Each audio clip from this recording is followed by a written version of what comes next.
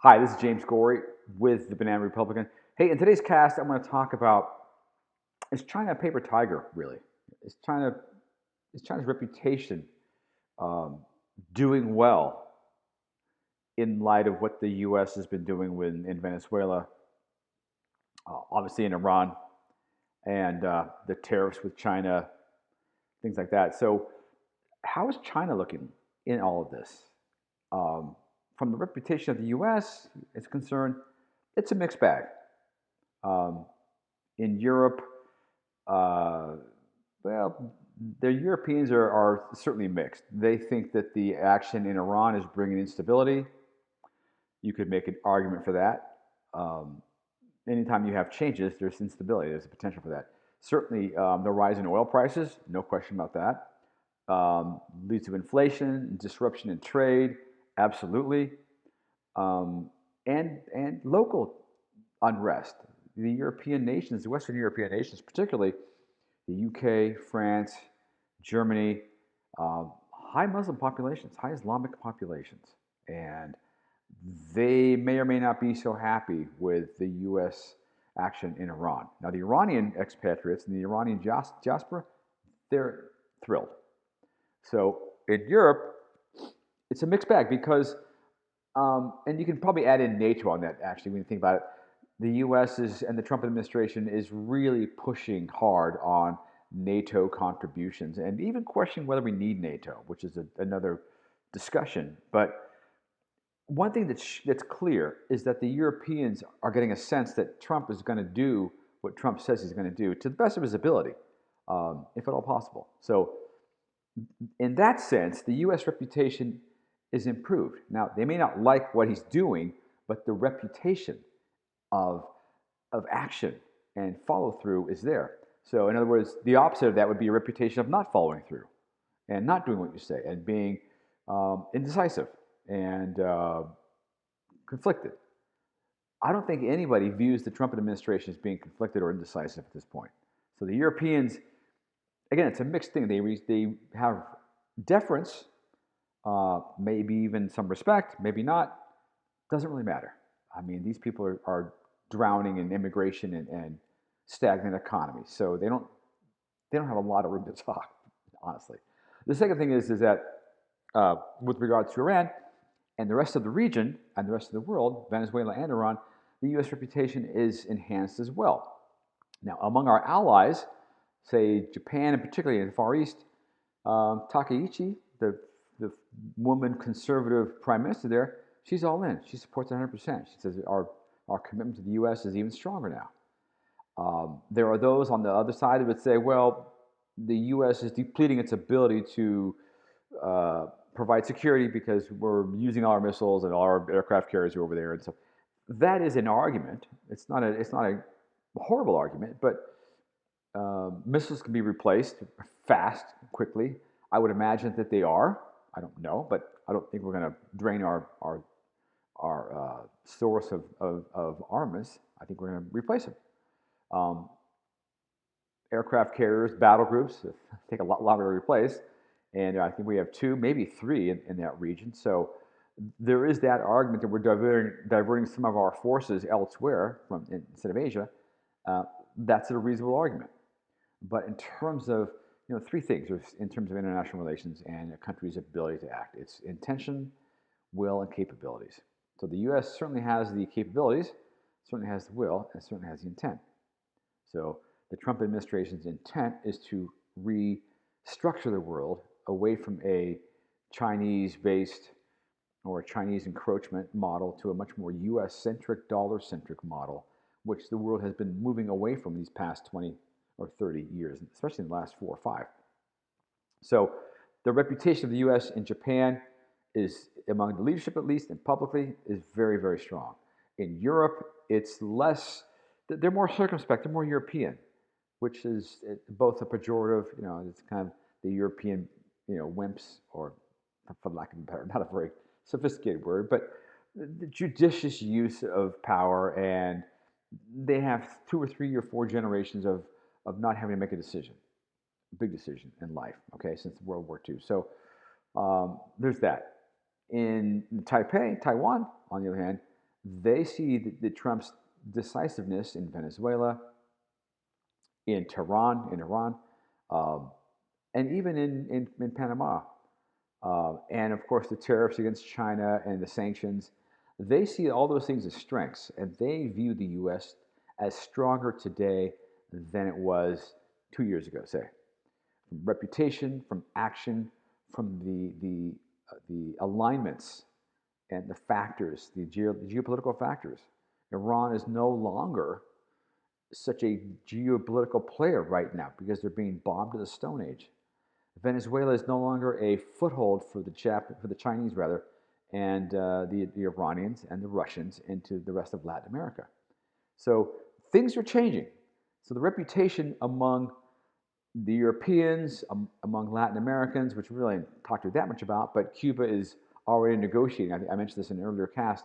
They're already saying they're willing to negotiate because they don't want to get Maduro'd. So there's a ripple effect and a reputational effect where people believe if you say X, Y, and Z that that's what you're going to do. They're now starting to believe it, and the guys over in Cuba, running Cuba, don't want to get Maduro'd, and that's as simple as that. So I think they're on their way out. So that's a good thing. That's a net good. Um, Venezuela is a net good as long as it continues along the track of reform and getting back on a market economy and not being a vassal to the nefarious regimes in the world like Iran and China, and probably Russia to an extent. So, um, so Taipei and Taiwan, whose security relies upon U.S. commitment in some fashion, U.S. arms commitment, U.S. strategic ambiguity, which um, really does not exist anymore because Japan has come and said, look, to China, if you invade Taiwan, we will consider it an invasion against us, and we're all in. So reputationally, I think the U.S. reputation, it's better to be feared than loved. And right now they're feared. The U.S. is feared because Trump does what he says he's going to do. He's also loved. He's loved by the Iranians. The Iranians are cheering all those bombs dropping. You can watch it. The Iranians around the world saying, fantastic. Not so much, though, the allies of China. So is China a paper tiger? China hasn't done a hell of a lot to help Iran, even though Iran is designated a comprehensive strategic partner by China. Same goes with Venezuela, by the way. They were a strategic partner as well. God help the strategic partner if the U.S. attacks them, huh? China's not going to do much, at least not yet. We'll have to see. Now, China is they're kind of in an interesting spot. Their navy is larger than the U.S. They certainly have supersonic, hypersonic weapons, nuclear weapons. But on the flip side of that, so those are pluses. The purges that have gone in their military ranks has just been staggering.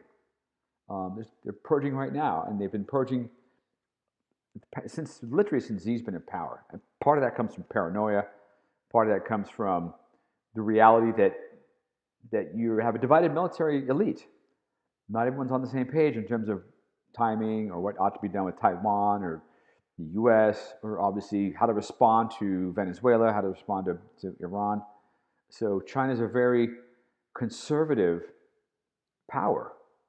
And the fact that Xi has found it necessary or believed it necessary to purge and to get rid of his top cadre of generals again, puts him in a strange situation. Who can he rely on? Who has the strength? Who has the military background, the wisdom, the experience to respond, to conduct a response? So there's that. That's a big domestic problem. And, there's a lot of whispers coming out of China. It's difficult to get confirmed information, but from what I've read, there's a tremendous amount of intrigue going on. Given the fact that there's no successor, he's 73, he's not in the greatest of health. The economy is not in the greatest of health. Lots of domestic dissent. Again, lots of military purges. So domestically, and there's a demographic crash coming. There's just a lot of problems, a lot of deep structural problems, and I'll talk about that in another cast. But it makes China look like a paper tiger. If you want to be an alliance with China, obviously strategic partnerships means China's in a strategic partnership with you as long as it suits China. And from that perspective, China's reputation is just taking hit after hit after hit. Who wants to align themselves with China and have the U.S. knocking on their door? Iran certainly learned that lesson. The Venezuelans certainly learned that lesson. The Cubans are taking lessons from that lesson. Who wants to be aligned with China? Who's going to rely on China? China offers markets, not even markets. China offers finance. The U.S. offers security. If you want to be in a free Iran, the U.S. will help you do it. That's the goal anyway. We'll see where that goes. These are intentions. These are actions that are still unfolding, and events are unfolding, so we don't know. But at a high level, and even at an operational level, China's not doing a heck of a lot to help Iran. I don't know what they can do. Now, Iran is still letting China vessels through the Strait of Hormuz, from which 20% of the world's oil flows daily, and I think probably 35% of China's oil flows through the Straits of Hormuz. So it's a big deal there. Strategically, geostrategically, think about this for a moment.